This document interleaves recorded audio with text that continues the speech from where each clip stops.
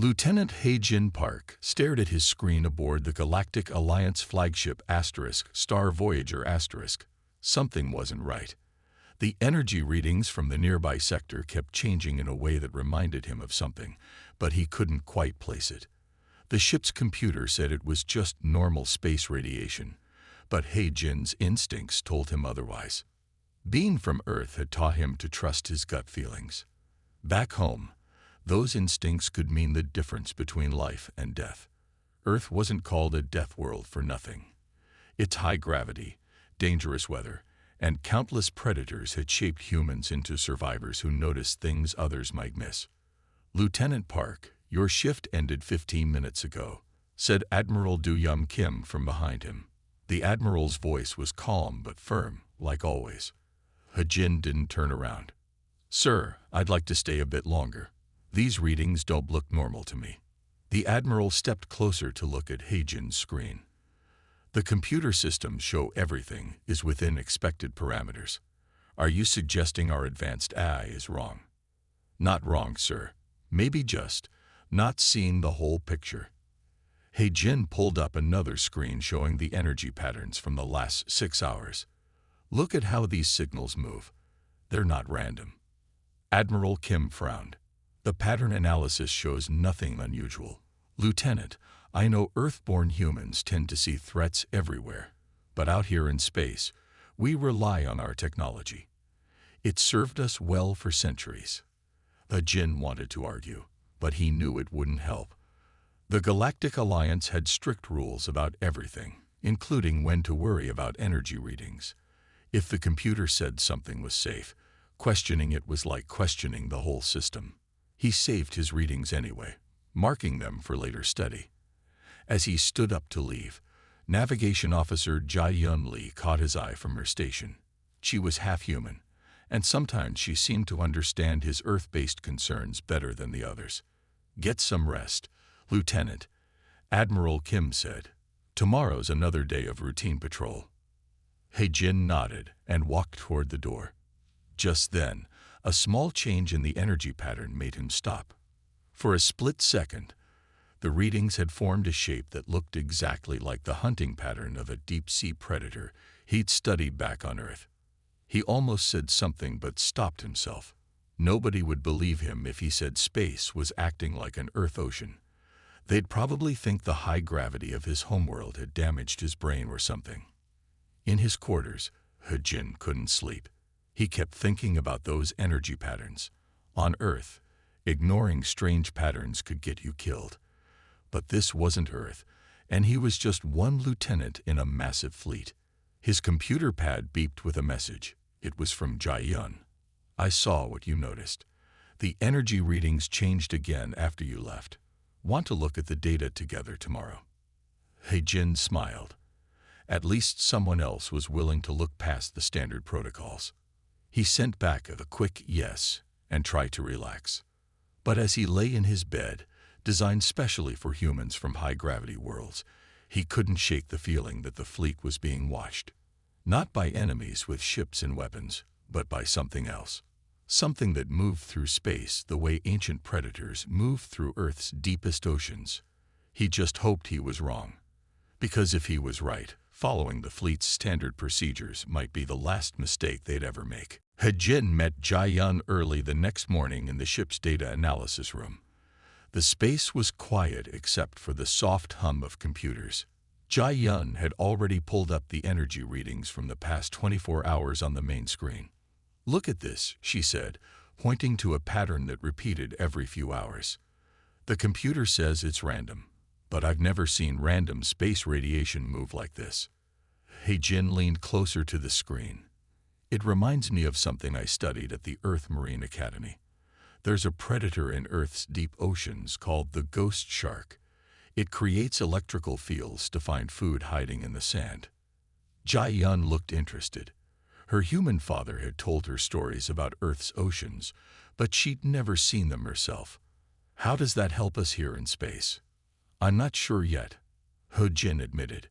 "But look at how these energy waves spread out and then pull back. It's like something is searching, testing for reactions." They worked together for an hour, comparing the patterns to Earth's ocean predators. Jai-yun's knowledge of space phenomena helped them rule out common explanations like solar winds or asteroid field interference. Later that day, Ho-jin stood at his post on the bridge, watching new energy readings appear. The patterns were getting stronger. He could feel eyes on him as he worked. Security Chief Taiwan Choi was watching him closely after hearing about his concerns. Lieutenant Park, Admiral Kim called from his command chair. "Your report shows you've been running non-standard analysis programs. Explain yourself." Ho-jin turned to face the admiral. "Sir, I've been comparing these energy patterns to biological hunting behaviors from Earth. The similarities are too strong to ignore." The bridge grew quiet. Everyone knew that comparing space to Earth's nature was looked down upon in the Alliance. Space was supposed to be different, more predictable. "Lieutenant," Admiral Kim said firmly, "Earth's oceans are not space. Your Death World experiences make you see threats everywhere, but we have protocols for a reason. The fleet has never needed Earth analogies to survive." "But sir," "That's enough." The Admiral's voice was final. "Run only standard scans from now on. That's an order." Ho-jin wanted to argue, but he knew it would only make things worse. He turned back to his station, feeling frustrated. Next to him, engineering lead Young Mei Kang gave him a sympathetic look. "Send me your data after the shift," she whispered. "Maybe I can help match it with some known space phenomena." As the day went on, the energy patterns grew stronger and more organized. Ho-jin watched as they slowly formed shapes that any Earth predator would recognize as hunting formations. But the ship's computers kept saying everything was normal, and no one wanted to listen to a human from a death world. That night, Ho-jin couldn't sleep again. He kept thinking about all the Earth animals that had gone extinct because they didn't recognize new threats until it was too late. The Galactic Alliance was doing the same thing, ignoring signs because they didn't fit their understanding of how space should work. His computer pad lit up with another message from Jai-yun. Energy patterns changed again. "They're moving faster now. Meet me early tomorrow." Ho-jin sent back a quick yes. As he set down the pad, he wondered how long they had before whatever was out there decided to stop hunting and start attacking. He just hoped someone would start listening to him before that happened. The fleet entered the asteroid field early in the morning shift. Ho-jin watched as hundreds of rocks, some as big as ships, floated past the Star Voyager asterisk. The energy readings he'd been worried about were now 5 times stronger than before. "Standard formation," Admiral Kim ordered. "Keep distance between ships according to Protocol 7B. Ho-jin's hands hovered over his control panel.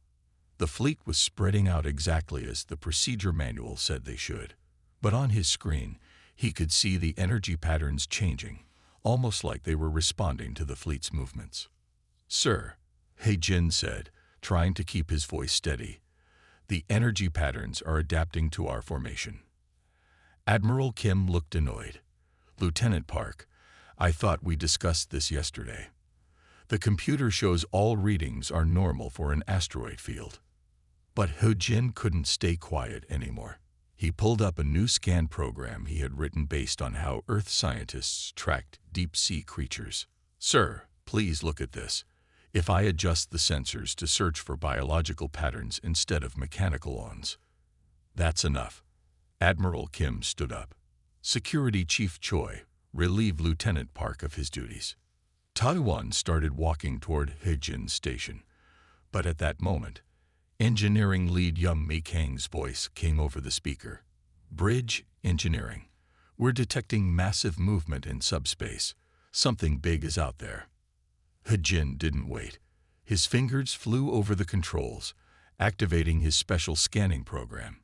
The bridge's main screen suddenly lit up with a new image that made everyone gasp.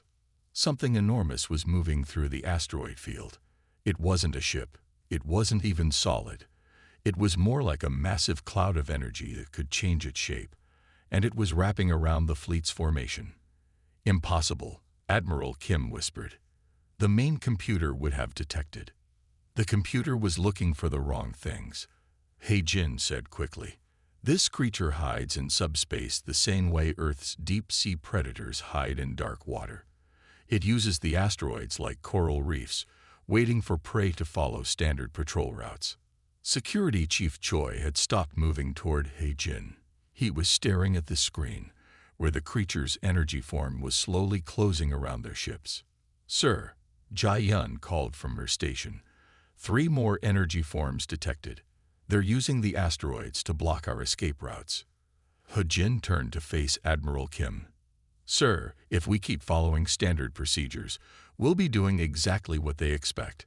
These creatures have probably been hunting ships for years, learning our patterns and protocols. We need to try something different." The Admiral looked at the screen, then at He-Jin. Years of training said he should follow the rulebook, but the rulebook had never dealt with something like this. "What do you suggest, Lieutenant?" Admiral Kim finally asked. "Let me change our scanning patterns, and we need to contact engineering. If young Mei can help me modify our ship's energy signatures." He-Jin paused, knowing his next words might sound crazy. "We need to make our fleet act like a school of fish." The bridge was silent except for the beeping of warning signals. The energy creatures were getting closer. Admiral Kim had to make a choice: trust his human officers' strange ideas, or stick to the protocols that had always worked before. The fate of the entire fleet hung on his decision. Admiral Kim looked at the main screen, then back at He-Jin. "You have 5 minutes, Lieutenant. Show me what you found." He-Jin's fingers moved quickly over his control panel. The screen changed to show a 3-dimensional map of the asteroid field. Bright lines marked the paths of energy moving through space. "Young Mei, are you seeing this in engineering?" He-Jin asked through the ship's communication system. "Yes," Young Mei's voice came back. "The energy patterns match perfectly with your deep-sea predator theory. These creatures are using the asteroids just like ocean hunters use rocks and coral." Jai-Yun added more data to the display. Red dots showed where ships had disappeared in this sector over the past 50 years. The dots made a clear pattern. All the ships had been following standard patrol routes. "Look here." He-Jin pointed to the screen. Every lost ship was following Alliance protocols perfectly. The creatures learned our rules and used them against us. They know exactly where ships will go when they spot danger. Security Chief Ta-Won stepped closer to the screen. "Like a trap," he said quietly. "We wrote the rule book, but they read it and learned from it." He-Jin nodded. "On Earth, there's a creature called an anglerfish. It uses a glowing light to attract smaller fish. These space creatures are doing something similar with energy patterns. They're using signals that look normal to our computers to lead us exactly where they want us." The bridge crew watched as He-Jin's scans revealed more details about the creatures. They weren't solid like normal space life.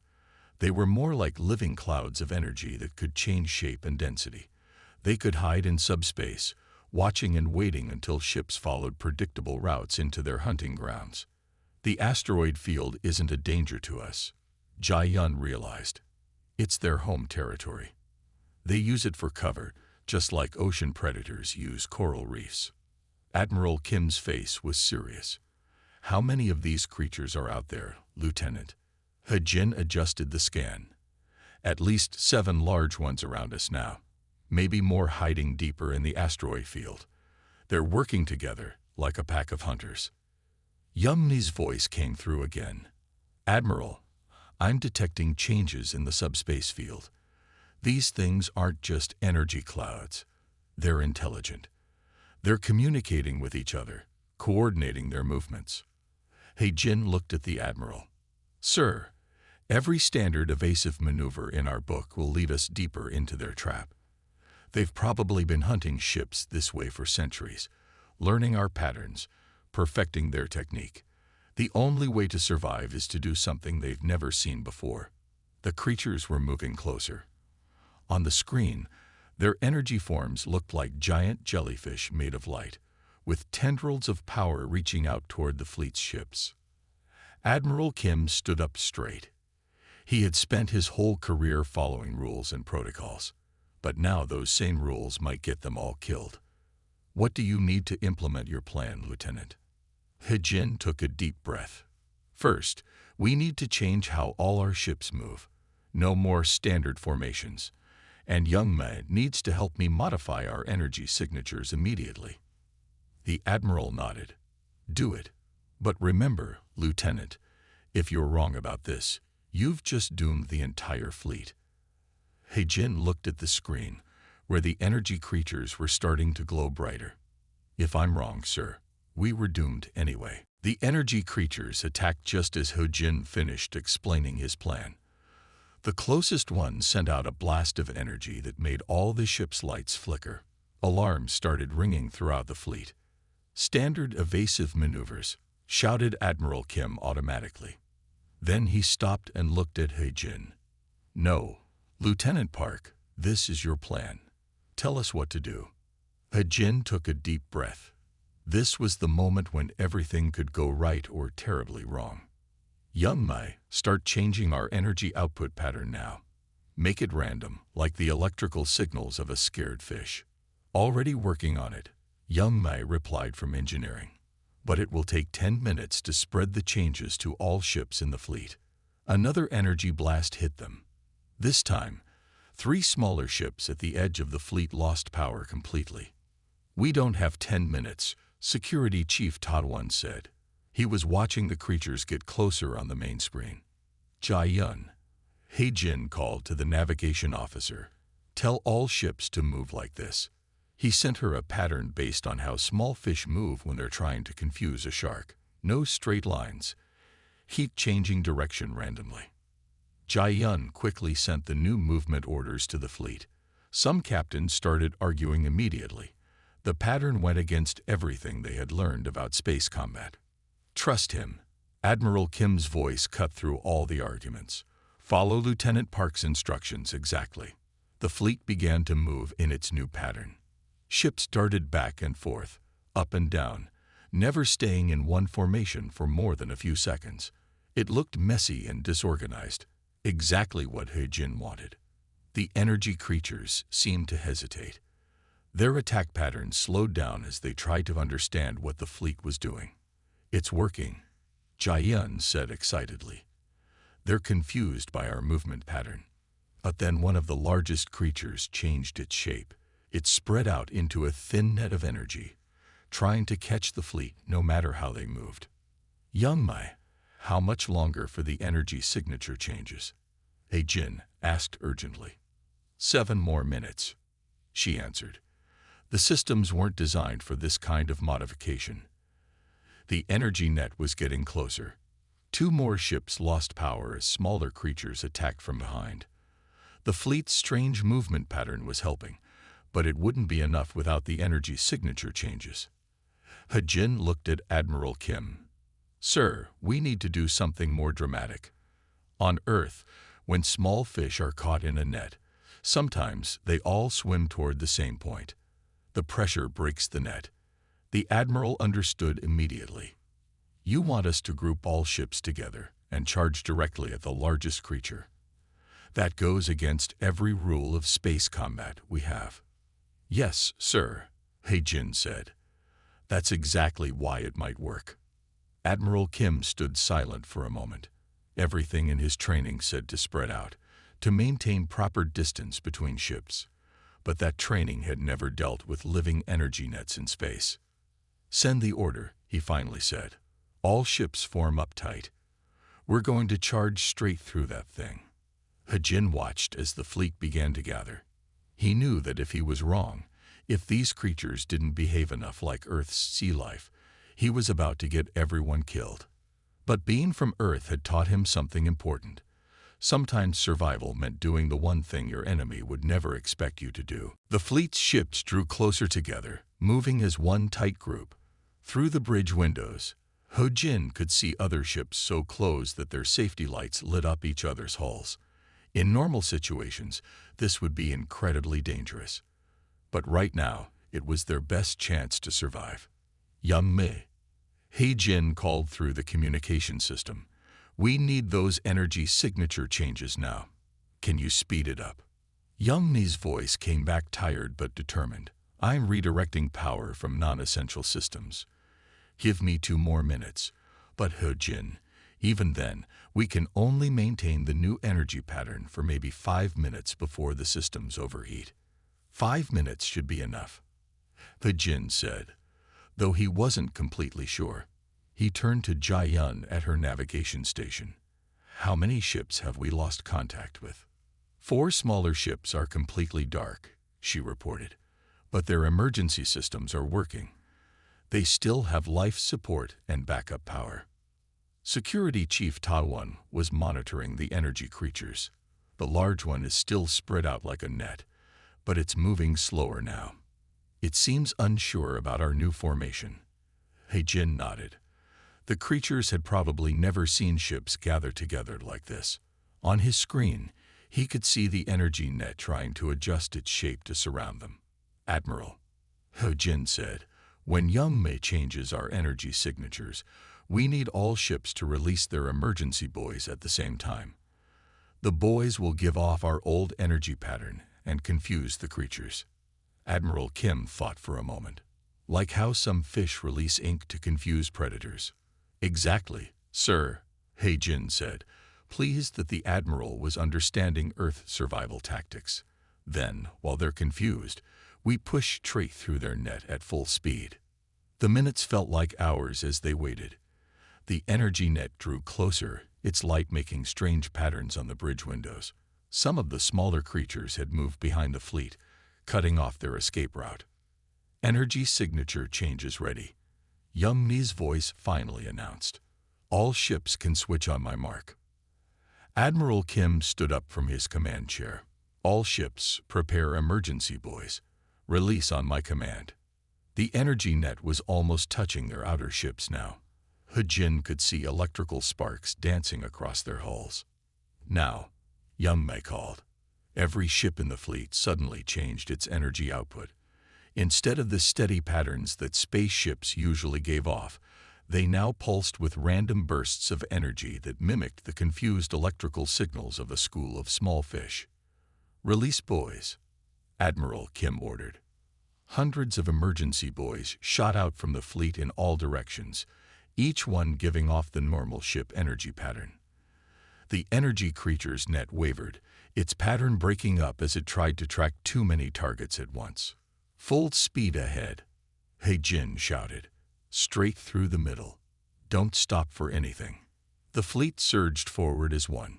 Ships that normally moved in careful, measured ways now pushed their engines to maximum power. They flew straight toward the weakest point in the energy net, where its pattern was most confused by the buoys. He-Jin watched the main screen intently. Everything depended on the next few seconds. Either his understanding of these space creatures was right, and they would break through, or he had just led the entire fleet to its destruction. The fleet hit the energy net at full speed. For a moment, everything on the bridge turned bright blue as energy crackled around their ships. Warning alarms screamed as the shields struggled to handle the power flowing through them. Hold course, He-Jin shouted over the noise. Don't let any ship break formation. The energy creature tried to tighten its net around them, but the hundreds of emergency buoys were still confusing its senses. It couldn't tell which energy signatures were real ships and which were decoys. Its net pattern began to show gaps and weak points. Hull temperature rising, Young Mi reported from engineering. We can only maintain these energy patterns for 3 more minutes. Jia-Yun's hands moved quickly over her navigation controls. The smaller creatures are moving in behind us. They're trying to push us back into the net. But He-Jin smiled. The creature's reaction was exactly what he had hoped for. They were acting just like ocean predators when their usual hunting tactics didn't work. They were falling back on simple aggression. Now they're making mistakes, he said. Look at their pattern. They're not coordinating anymore. Each creature is just attacking on its own. Admiral Kim watched the main screen carefully. Like when a hunting pack loses its organization. Exactly, sir, He-Jin said. They're used to their prey following rules and patterns. Now that we're acting unpredictably, they don't know how to work together anymore. The fleet pushed harder. More gaps appeared in the energy net as the creature struggled to maintain its shape. The emergency buoys were still sending out confusing signals, making it impossible for the creatures to tell where the real ships were. 30 seconds until we break through, Jai-yun called out. But the smaller creatures are almost in attack range behind us. Security Chief Taiwan suddenly pointed at the screen. Look at the net. It's breaking apart. The energy creature's net form was indeed falling apart. Like a physical net with too much strain on it, the energy pattern was tearing in several places. The creature tried to pull its net tighter, but this only made the tears bigger. Full power to forward shields, Admiral Kim ordered. Everyone braced for impact. The fleet smashed through the weakest point in the net. There was a flash of light so bright that the bridge windows had to darken to protect the crew's eyes. Shit shook as they pushed through the last strands of energy. And then they were through. The large creature's net pattern collapsed completely. It tried to reform into its original shape, but the process was slow and clumsy. The smaller creatures behind them stopped their attack, apparently confused by the larger one's failure. Engine temperature critical, Yum-mai warned. We need to return to normal energy patterns now. Do it, Ho-jin said. They won't attack again. Look at them. They're retreating into the asteroid field. He was right. The energy creatures were pulling back, their bright forms dimming as they slipped away into subspace. For the first time in what felt like hours, the bridge was quiet except for the normal hum of equipment. Admiral Kim turned to Ho-jin. It seems, Lieutenant, that sometimes breaking the rules is exactly what's needed to survive. 2 weeks after their encounter with the energy creatures, Ho-jin stood in the main meeting room of Galactic Alliance headquarters. The room was filled with admirals and senior officers from across the fleet. They had gathered to hear his report about what happened in the asteroid field. As you can see, Ho-jin said, pointing to the screen behind him, the creatures had been using our own protocols against us. They learned our standard patrol routes and regular response patterns. This made their hunting incredibly effective. Admiral Kim stood up to join him. Lieutenant Park's understanding of Earth's ocean predators helped us see what our computers missed. These creatures weren't just energy formations. They were intelligent hunters using strategies similar to Earth's deep-sea predators. Yum-mai presented the next part of the report. She showed how they had changed the ship's energy signatures to confuse the creatures. By copying the electrical patterns of small fish, we made our ships harder to track.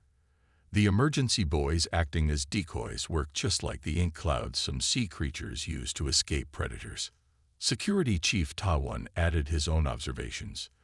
The creatures became disorganized when faced with unexpected behavior. This suggests they had become too dependent on their knowledge of our standard procedures. Jai-yun then showed the navigation data from their escape. By moving in unpredictable patterns and staying close together, we confused their hunting strategy. No ship that followed standard evasive protocols had ever escaped these creatures before. The room was quiet as the senior officers thought about what this meant. Finally, one of the oldest admirals spoke up. We've always believed that strict protocols were the key to survival in space, he said. But it seems that sometimes our greatest strength can become our greatest weakness. When our enemies learn to predict our every move, following the rules becomes dangerous. Admiral Kim nodded. That's why I'm recommending changes to our training program. We need to learn from Earth's wildlife. Nature has developed countless survival strategies over millions of years. We would be foolish to ignore these lessons just because they come from a death world. Ho-jin watched as the other officers began to discuss the changes this would mean for the fleet. Some looked worried about changing their old ways. Others seemed excited about learning new strategies. Lieutenant Park, Admiral Kim said, I want you to help develop our new training programs. Your Earth background gives you a unique perspective that we need. Sometimes it takes a death worlder to see solutions that others miss. Later that day, Ho-jin stood at a window overlooking the space dock.